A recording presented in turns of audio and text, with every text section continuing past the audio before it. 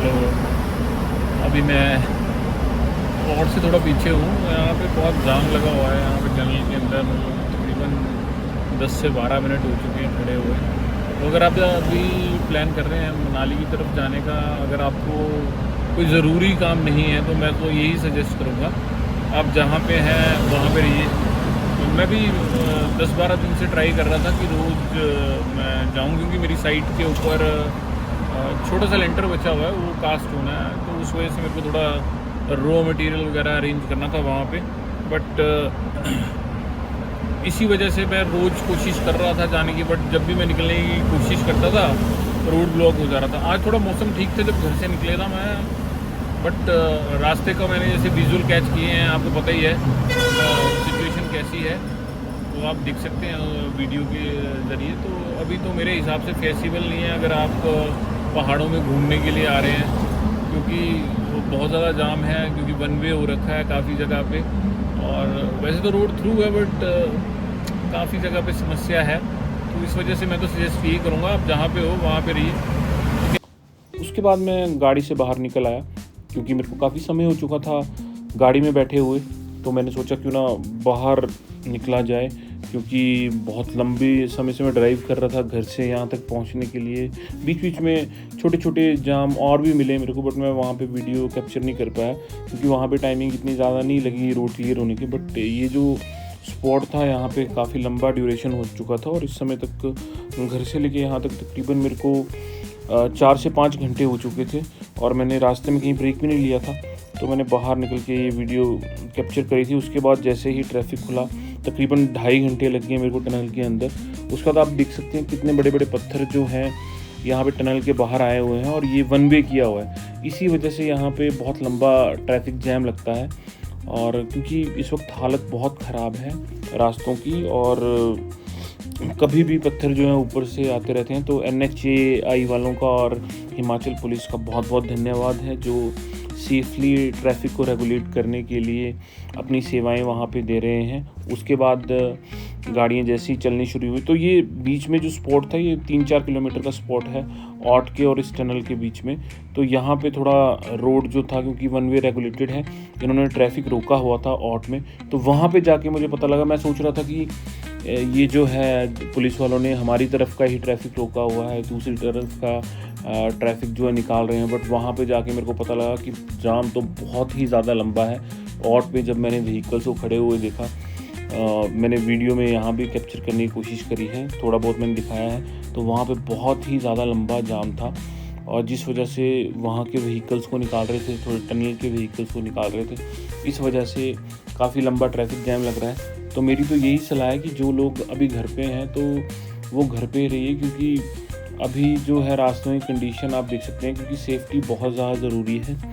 घूमने के लिए क्या है कि अभी 15-20 दिन की बात है, मानसून जब थोड़ा शांत हो जाएगा तो फिर आप जो है दोबारा से घूमने के लिए आ सकते हैं। और इसके बाद हम लोग जो है ऑट पहुँचे थे। ऑट से जब हम राइट टर्न लेते हैं तो हम तीर्थन वैली के लिए मुड़ते हैं।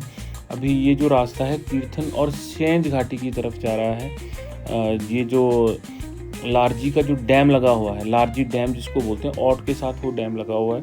लारजी स्टेशन जो है यहाँ से 3 किलोमीटर आगे है जाके, वो अभी आएगा। तो वहाँ से तकरीबन 1 किलोमीटर आगे जब आप जाते हैं तो वहाँ पे एक पुल आएगा, जहाँ से आप पहले लेफ़्ट टर्न लेंगे। देखिए यहाँ पे बोर्ड लगा हुआ आपको मिलेगा, सेंज और तीर्थन का, बंजार यहाँ पे लिखा हुआ है, बंजार और सेंज का। यहाँ से आप लेफ़्ट टर्न लेंगे। जैसे ही आप लेफ़्ट टर्न लेंगे, इस पुल को आप क्रॉस करेंगे। जो 2023 में जो फ्लड आए थे, वहाँ पे क्या था कि ये जो सामने आप देख रहे हैं, यहाँ से अगर आप लेफ़्ट साइड हो जाते तो ये रास्ता जो है ऑट के बाज़ार के लिए यहाँ से निकलता था। उन फ्लैश फ्लड्स में जो ऑट का जो पुल था वो बह गया था, तो इस वजह से ये जो रास्ता है आगे जाके अब बंद हो गया। यहाँ से आप जब राइट टर्न ले रहे हैं तो आप चले जाएंगे सेंज और तीर्थन घाटी के लिए। यहाँ से तकरीबन आपको 1-1.5 किलोमीटर चलने के ऊपर आपको एक और नेक्स्ट ब्रिज आएगा। उससे पहले आपको एक चेक पोस्ट भी मिलती है फॉरेस्ट की, जहाँ पे आपको बोर्ड लगा हुआ मिलेगा, सेंज व तीर्थन घाटी में आपका स्वागत है। मैंने उसको भी कैप्चर किया है। ये देखिए सामने वो दिखाई दे रहा है। अभी जैसे हम वहाँ पे पहुँचेंगे तो मैंने अच्छे तरीके से उसको कैप्चर करने की कोशिश करी है। कि अच्छे से आपको दिखे उसमें। वो देखिए सामने उसमें लिखा हुआ सेंज व तीर्थन घाटी में आपका स्वागत है। यहाँ से तकरीबन जब आप 500 मीटर जाएंगे तो वहाँ पे एक और पुल आपको मिलेगा, क्योंकि यही 2 पॉइंट हैं जहाँ से आपको प्रॉपरली क्लियर हो जाएगा कहाँ से आपको सेंज के लिए जाना है और कहाँ से आपको तीर्थन के लिए जाना है।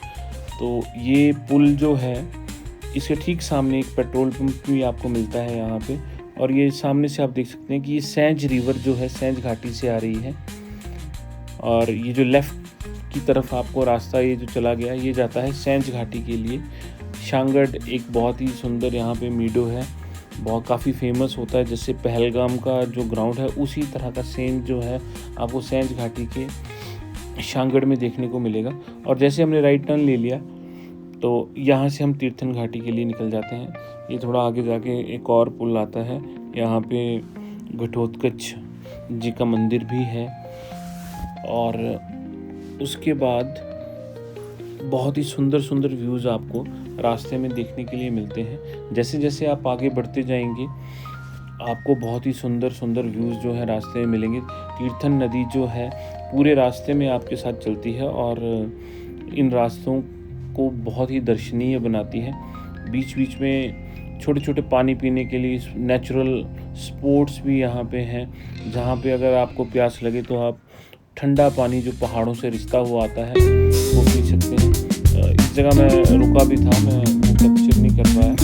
पानी पीने के लिए मैं यहाँ पे रुका था क्योंकि काफ़ी लंबा जो है मेरा वो सफ़र हो चुका था।